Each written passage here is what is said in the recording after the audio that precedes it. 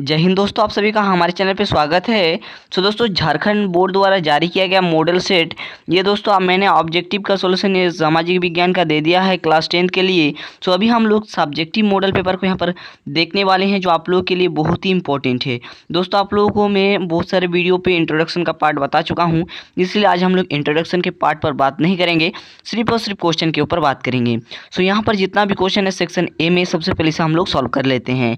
ठीक है, तो हमने यहाँ पर सॉल्व कर लिया है। नेक्स्ट पेज पे समझते हैं। दोस्तों, जैसा कि आप लोग यहाँ पर देख रहे हैं, पहला क्वेश्चन आप लोगों से पूछा गया है कि वियना सम्मेलन की मेजबानी किसने की, तो इसकी अध्यक्षता ऑस्ट्रिया राजनेता मेटरनिक ने की थी। ठीक है, तो इसका जो करेक्ट आंसर हो जाए क्या होगा, राजनेता मेटरनिक। ठीक है, मेटरनिक ने किया था। अब सिंपल बात में बात करें तो इसकी जो सम्मेलन की अध्यक्षता में इसकी जो मेजबानी की वो आपका मेटरनिक ने की। सिंपल बात में आप लिख दीजिएगा मेटरनिक। ठीक है, उसके बाद दूसरा क्वेश्चन पूछा गया कि भारत में प्रथम आधुनिक वस्त्र मिल कब और कहाँ स्थापित की गई। तो दोस्तों, आधुनिक ढंग की सूती वस्त्र मिल पहली स्थापना 1818 ईस्वी में कोलकाता के समीप फर्ट ग्लस्टर में की गई थी, किंतु यह असफल रही। पुनः यहाँ पर 1851 ईस्वी में मुंबई में एक मिल स्थापित की गई, जो असफल रही।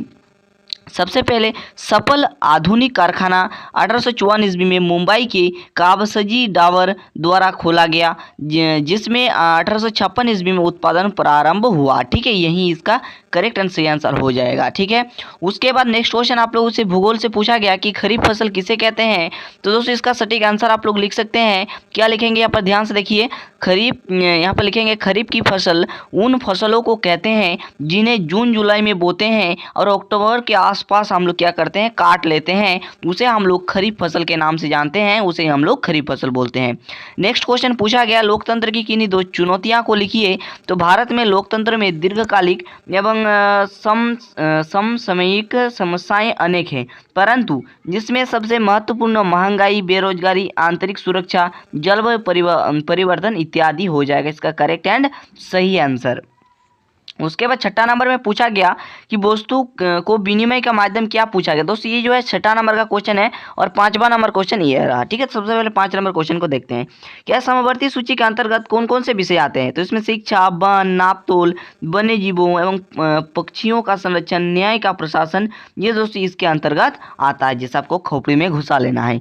उसके बाद मुद्रा को विनिमय का माध्यम क्यों कहा जाता है। दोस्तों, ये most important and VVI question है, जो कि इतिहास से पूछा गया। दोस्तों, ये छोटा से छोटा बच्चा भी दे देगा।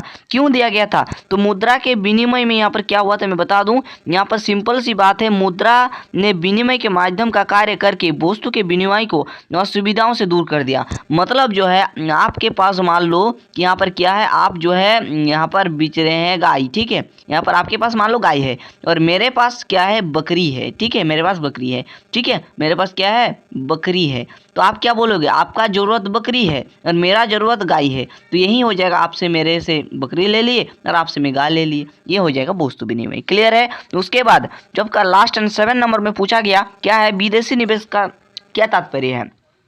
तो देख लीजिए ध्यान से, यहाँ पर हो जाएगा इसका सटीक आंसर विदेशी निवेश का अर्थ है, यहाँ पर हो जाएगा भारत के बाहर निवासी व्यक्ति द्वारा भारतीय कंपनियों की पूंजीगत क्या है लिखतों में तथा किसी एलपी क्या है एलएलपी की पूंजी प्रत्यावर्तनीय आधार पर किया गया निवेश, यही हो जाएगा विदेशी निवेश। ठीक है, यही आप लोग लिख दीजिएगा, यहाँ से लेकर के यहाँ तक लिख दीजिएगा, बस आपका काम बन जाएगा लास्ट तक। ठीक है, तो मैंने यहीं तक आप लोगों का सेक्शन ए का कंप्लीट सॉल्यूशन अभी बता दिया और बहुत ही जल्द सेक्शन आपका बी और सी में अपलोड कर दूंगा, तो आप लोग पढ़ते रहिए। इसके बाद किस सब्जेक्ट का सॉल्यूशन ये कमेंट सेक्शन में कमेंट कर दीजिएगा। तो चलिए मिलते हैं अगले वीडियो पे, तब तक के लिए थैंक यू, जय हिंद।